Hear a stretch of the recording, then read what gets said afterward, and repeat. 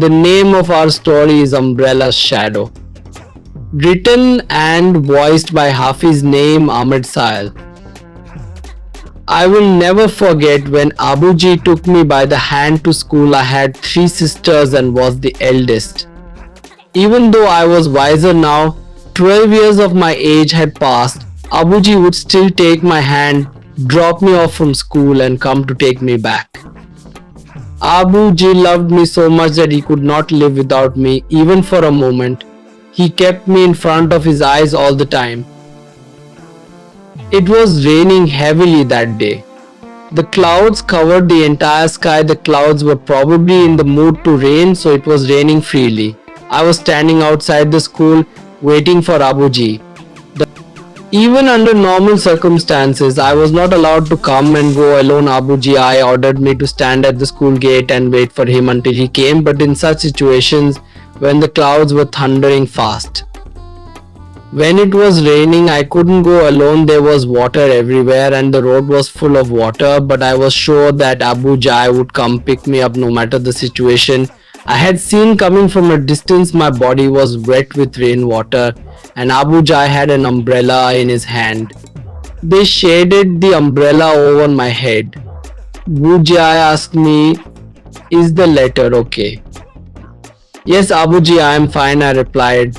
The umbrella's shadow was over my head. The rainwater was falling on Abuji. He kept getting wet from the rain, but did not let a single drop of rain fall on me. By the time he reached home, his body and clothes were completely soaked. "Son, if you eat, I will change my clothes," Abuji told me. So I went towards the kitchen where Ami Jan was cooking.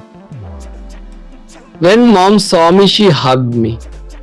She placed the food tray before me and started feeding me by breaking the food with her hands.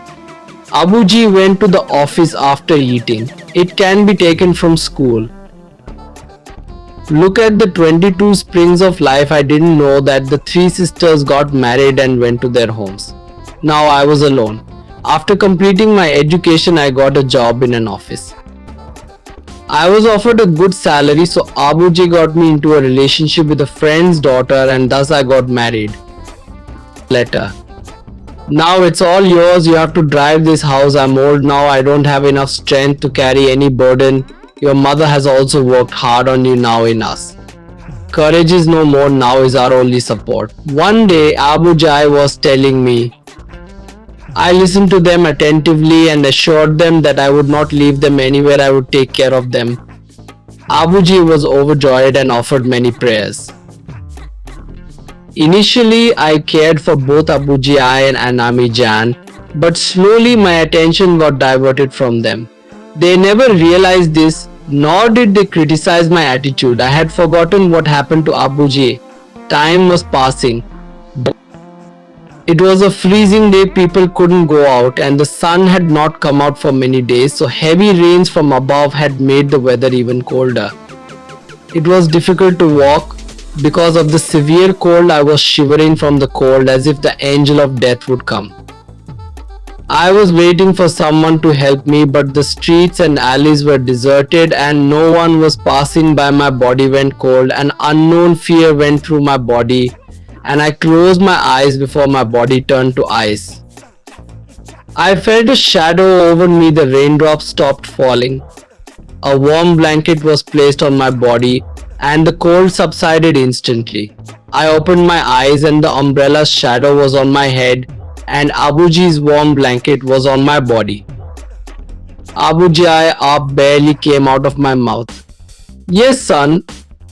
"It was too late. It was raining so hard from above. Your mother was anxious. She was crying. She was in bad condition. She was saying, 'My son has not come yet. Go and see. If something has happened to him, I will die, son.'